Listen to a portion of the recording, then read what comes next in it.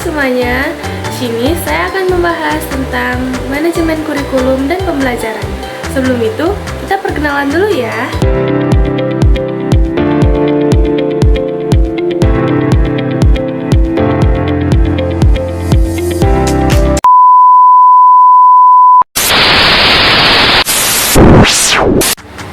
Manajemen kurikulum.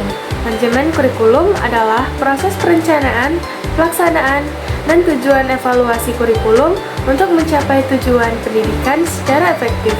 Manajemen pembelajaran melibatkan teknik dan strategi untuk mengelola proses belajar siswa, termasuk perencanaan pembelajaran, mengelola kelas, dan penilaian. Tujuan dalam manajemen kurikulum dan pembelajaran adalah yang pertama, mencapai tujuan pendidikan, memastikan siswa mencapai hasil belajar yang telah ditetapkan.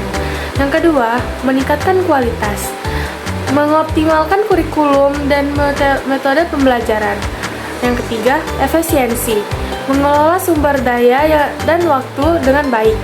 Yang keempat, adaptasi, menyesuaikan dengan perkembangan dan kebutuhan siswa. Komponen utama dalam manajemen kurikulum dan pembelajaran. Yang pertama, manajemen kurikulum, perencanaan, analisis kebutuhan, pengembangan silabus, dan penetapan standar. Yang kedua, implementasi, pelatihan guru, pengorganisasian sumber daya, dan penetapan metode. Dan yang ketiga, evaluasi, penilaian hasil belajar, umpan balik, dan revisi kurikulum. Untuk manajemen pembelajaran, yang pertama, perencanaan, rencana pembelajaran, penetapan tujuan, dan yang kedua, pelaksanaan, strategi pengajaran, pengelolaan kelas, dan interaksi siswa. Dan yang ketiga, evaluasi, penilaian formatif dan sumatif, dan refleksi. Strategi dalam manajemen kurikulum dan pembelajaran. Yang pertama, kurikulum berbasis kompetensi, yaitu fokus pada keterampilan dan kemampuan siswa.